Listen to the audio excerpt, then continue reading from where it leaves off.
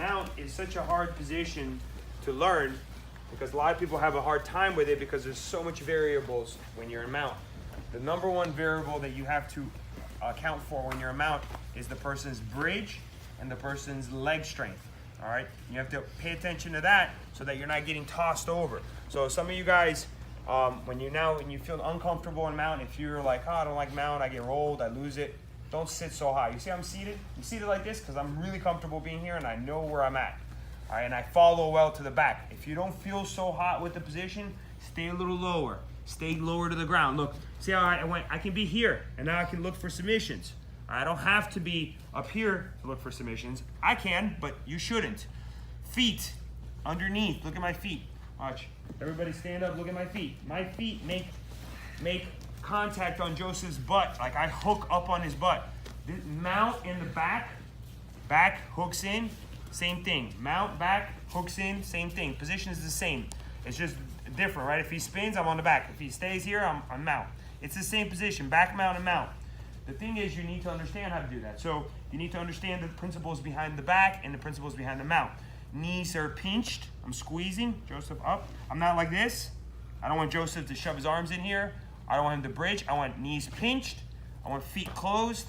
And I want hips down. And I want hands forward. This creates pressure. This makes the person here struggle with your weight. All right? The higher the mount, the better the submission. But you don't want to go to a high mount if you have no control over the arms.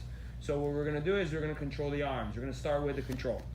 And what Joseph's doing here is a really common defense. Most people do this. Either do this, or they cross their arms, or they grab their collars. Any of those things is super easy to do and easy to defend and also easy to kill. And what we're going to work on is this. We're going to work on using the gi here. We're going to open up this gi. Sometimes in a roll, the gi will be out, right? Sometimes you're rolling, the gi is loose. All right, sometimes it's not. We're going to work on the most principal attack here. Something really simple. So Joseph's there in defense. We're going to go collar, same side collar, over the arm. All right, now what I'm doing here is I'm isolating his arm without having to hold on to it. I'm not grabbing his arm and holding on to it. I'm going to pin it. So look, I put the collar on it, and I'm going to go around the head here. All right? Now, what this is doing is this trap Joseph's arm. And it gives me a second to work into attacking his other arm. His other arm is going to be right there. He's not going to have much to do with it. So what I'm going to do now is I'm going to take this knee here on this side and I'm going to ride up. Look what I'm doing this with my knee. I'm going to ride up on Joseph's elbow. All right. Now I'm going to circle this leg over and I'm going to sit and take my time. I'm in no hurry now because Joseph's really uncomfortable. This is hurting his arm and he's trapped. He lost his bridge. He lost his attacks. He lost everything. I got him trapped meanwhile here. So what I'm going to do is I'm going to go in. I'm going to grab that arm. All right, whether he's holding on to something or not, I'm going to go underneath. I'm going to get a hold of that arm, and I'm going to sit back, and then I'll release the grip. All right, once I sit back and I get to here, then I'm going to release the grip, and my leg is going to go over the head and finish. All right? So again, from the beginning. So, like I said, sometimes we're rolling, the gis will be loose. So, and this, when you start to open up the gi like this, guys on bottom are automatically going to think like, what is he doing? He's going to go for a choke. You want this tip of the lapel.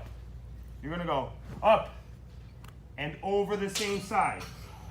Basically like a sling. You know a sling when you break your arm? Look, you're making a sling off his arm. All right, but you want a nice tight sling so that his arm stays stuck.